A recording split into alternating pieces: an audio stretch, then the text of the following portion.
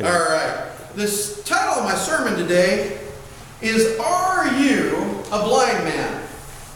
And our passage was taken here out of Mark, the 10th chapter, verses 46 through 52.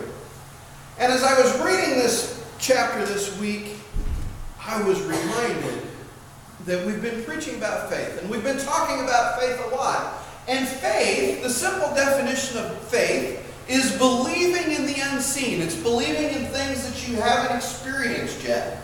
And oftentimes faith is reinforced after we've seen something, but the actual act of faith is believing in something that you have not seen yet.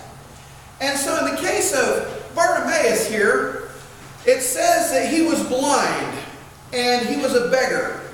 Now there's 2 points here that I want to bring out about that. First, we don't know that he was blind from birth, but he was blind. And as a blind person, he couldn't see. So everything in Bartiamaus' life is about faith, because he can't experience things visually. He can hear about things, he can touch things, he can taste things, but a lot of things in his life are acts of faith because he can't see them. And so the second point is that he was a beggar. Now you have to understand, looking at Israel in this time period, or Rome, or any part of that world, Greece or wherever, beggars were really, really, really low on the totem pole as far as respect. Nobody respected beggars. They couldn't hold real jobs. Most of the time they were unclean. And so he was probably not held in high regard. But I also get the feeling, because they were very specific about who his father was, that either his father was important or his father was still involved in making sure that Bartiamaus had the things that he needed. That he still had some kind of support system in his life. Because, the author Mark is very specific about that he was Timaeus' son. And so I think it's important that, if it was important enough for Mark to put it in there, there's probably an idea there that Bartiamaus wasn't your typical dirty beggar in the street. He was probably taken care of, but he still had to beg to make money. And so he cries out. He hears the party coming, and he hears that it's Jesus. And he cries out. Here he is. He's blind. He's never seen Jesus. He's probably never seen Jesus perform a miracle. He's heard rumors about Jesus, but he doesn't know Jesus. He doesn't have any idea what he looks like, what he sounds like. He just hears the crowd is excited that Jesus is coming to Jericho. And so he's sitting beside the road, and he cries out, and he says, Son of David, Jesus, have mercy on me. And this very picture is repeated at Jesus' crucifixion, because one of the thieves on the cross said to Jesus, he said, have mercy on me. He cried out for forgiveness. And Bartiamaus did the same thing. He cried out, he said, have mercy on me.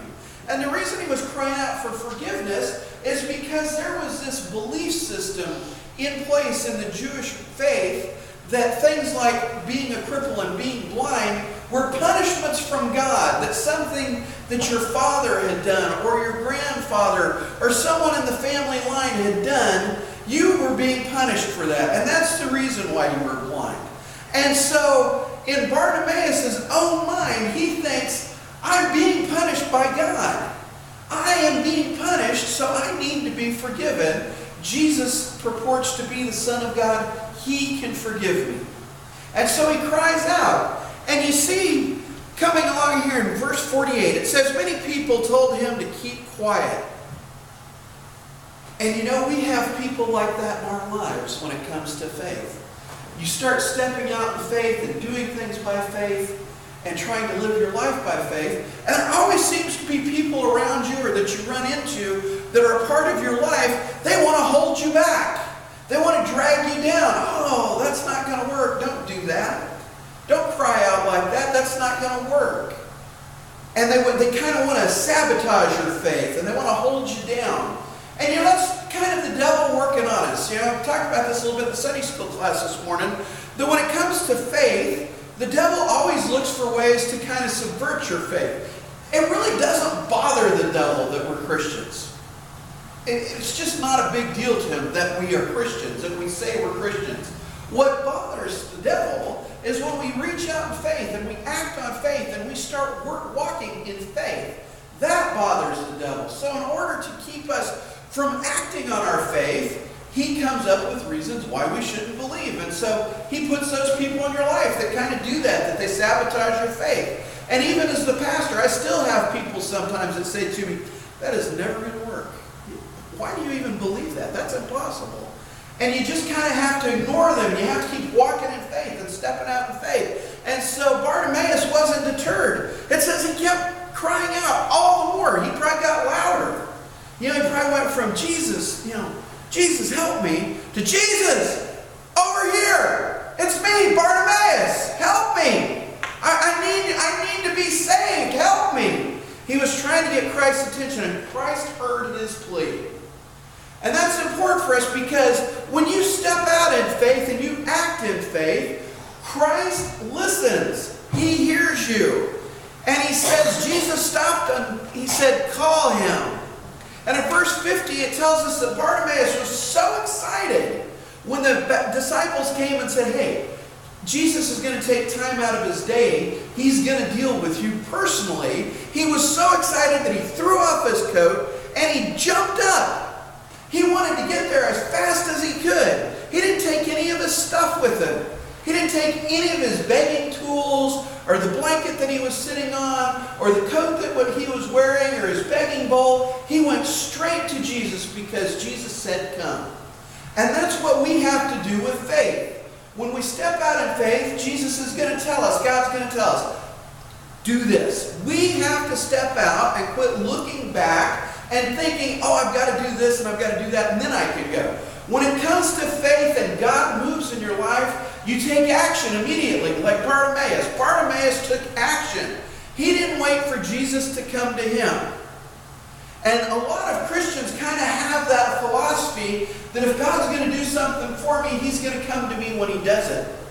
And so stepping out in faith means you're going to him. He's not going to meet you halfway. You're going to go all the way. You're going to pursue that faith act. You're going to go where you need to go and do what you need to do to be in right standing with God, to act in faith. Just like Bartimaeus, you want to jump up and you want to go. And one of the problems I think that we get into frequently as Christians goes back even all the way back to when they took the children of Israel out of Egypt. And the children of Israel were wandering around the desert. We talked about this a little bit in Sunday school a couple of weeks ago. They kept wanting to go back because human nature is to go where we're comfortable. And so they were uncomfortable walking around in the desert, so they wanted to go back to Egypt. And that's kind of a correlation between modern day Christianity and sin. Sin, we're comfortable with sin. When you're involved in sin, it becomes something that you like to do. We usually sin about things that make us feel good personally. And so when you're involved in sin, and God starts making you uncomfortable, and you come to Christ and you start acting in faith, then you start reaching kind of this point, you want to go back where you're comfortable, because sometimes faith makes us uncomfortable. And see, that's where Bartimaeus was. He could have kept his stuff, kept on his coat, sat on his blanket, held on his begging bowl, and just prayed and prayed and prayed and prayed that Jesus would come to him. Because that's where he was comfortable. There in the dirt, sitting on his blanket with his begging bowl. He's comfortable there. But he couldn't stay there. He knew in his heart that in order to embrace this idea that Jesus could do something for him, he had to get where Jesus was. And so he left his stuff and he went to Jesus. And Jesus talks to him and he says, "What do you want me to do for you?" In verse 51. And Bartimaeus replies, "Rabboni." Now that's a Jewish word. It's a Hebrew word. It's not used a whole lot in the New Testament. But this particular word, rabbi, is teacher. And rabbi was a generic term like pastor. You know, when people call me pastor, whether they know me or not, it just kind of identifies my job. But Pat Stanley last year introduced me to her friend. She said, "This is my pastor." That makes it different. because she's invested in me. She believes in me. I'm her pastor. I'm not just the pastor or some pastor that she knows. I'm her pastor. And Rabboni means my teacher.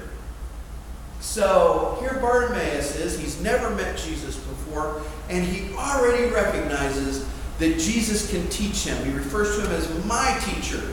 He wants that personal relationship with him of a teacher and a student, or a pastor and a member of the church. He wants that personal relationship so that they can fellowship together. And so he tells him, my teacher. And he says, my teacher, I want to see. What an act of faith. He's never seen Jesus do a miracle. He's maybe heard that Jesus can do miracles, but he's never seen a miracle because he can't see. He's never experienced a miracle because he's a beggar. He couldn't travel the countryside to find Christ. He had to wait till Christ came to his town to step out in faith and say, I want to see. I want my vision. In the back of his mind, I think he was probably also thinking, I want to be forgiven for whatever sin my family did that caused me to be blind. But he wanted to see. He called out and said, forgive me, I want to see. And Jesus says to him in verse 52, go your way, Jesus told him. Your faith has healed you. Immediately he could see, and he began to follow him on the road. So the thing here, where we're going with this whole process, is when it comes to faith, we have to step out in faith. God frequently meets us halfway, but sometimes we've got to go all the way. We've got to go where God is. And we've got to believe that what we're hearing from God is true and right and is going to happen. Bartimaeus had heard that Jesus could do miracles. He had heard that people could be healed. He had never seen the evidence of this. And he couldn't go where Jesus was.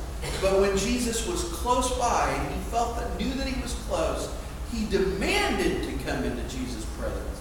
He made so much noise that Jesus recognized that he was there. And then he stepped out in faith and he called him. He said, you're my teacher and I want to be healed. I want this miracle in my life. I want to be able to see. I want to be able to follow you wholly. And in that moment, because he had faith, not because Jesus did anything spectacular, because it doesn't say he laid hands on him. It doesn't say that he prayed over him. It doesn't say he sent his disciples to pray over him. He didn't do anything physically to this man. He said, your faith has healed you. And at that moment, Bartimaeus could see. And that's the place where we've got to go as Christians, as a church.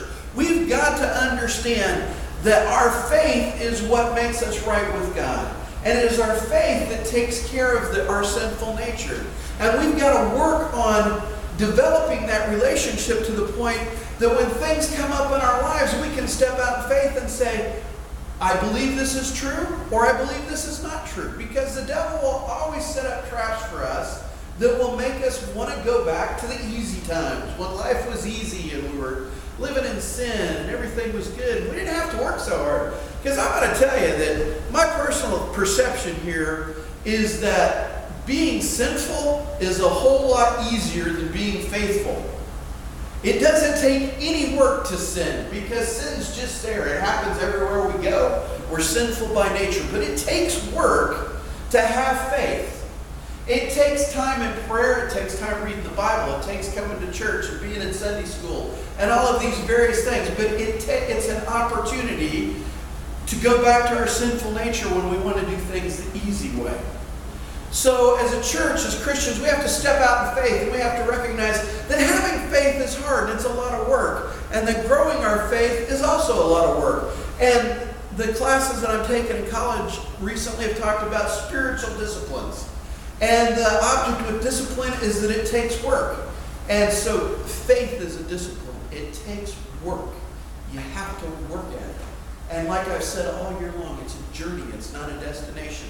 We don't just wake up in the morning and have tons of faith. We have to work at it every day. I believe in my heart that Benny probably has way more faith than I do.